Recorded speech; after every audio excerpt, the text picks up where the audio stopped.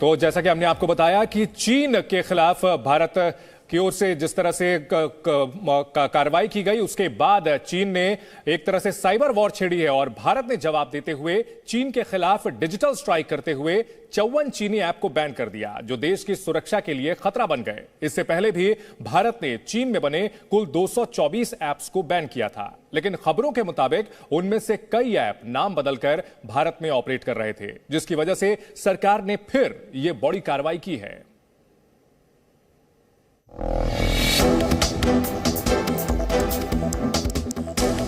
Chinese apps पर फिर digital strike. 54 Chinese apps पर भारत ने लगाया बैन। भारत ने देश की सुरक्षा के लिए खतरा बने चीन के 54 और ऐप्स को बैन कर दिया। चीन के जिन ऐप्स पर बैन लगाया गया है उनमें Sweet Selfie HD, Beauty Camera, Selfie Camera, Viva Video Editor, Tencent X River, Onmyoji Arena, App Lock और ड्यूअल स्पेस लाइट शामिल हैं। इससे जो भारतीय यूजर्स का जो डेटा है वो असुरक्षित हाथों में पहुंचता था और इससे भारत की सुरक्षा को खतरा पैदा हो सकता था। भारत में पब्लिक ऑर्डर को भी खतरा पैदा हो सकता था।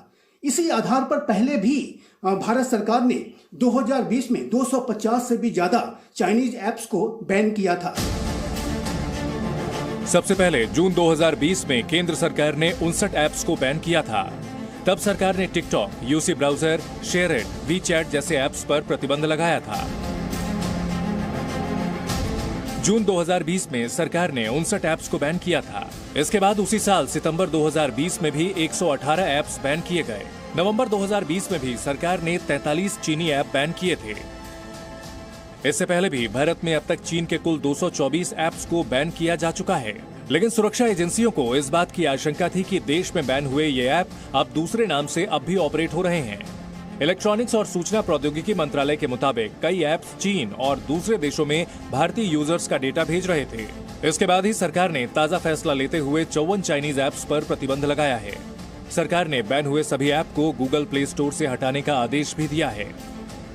चाइना के जो ऐसे ऐप्स जिनके ऊपर इस बात की आशंका होती है कि ये जासूसी की गतिविधियों में लिप्त हो सकते हैं, ये भारतीय यूजर्स के डेटा को विदेशों में स्थानांतरित कर सकते हैं, चाइना में स्थित ऐप्स में जो सर्वर्स हैं वहां पर स्थानांतरित कर सकते हैं और जिसका कि दुरुपयोग चाइना की सरकार के द्वारा किया जा सकता है। तो ऐसे ऐप्स पर लगातार बैन लगाया जा रहा है, लगातार उनके विरुद्ध सख्त कार्रवाई की जा रही है।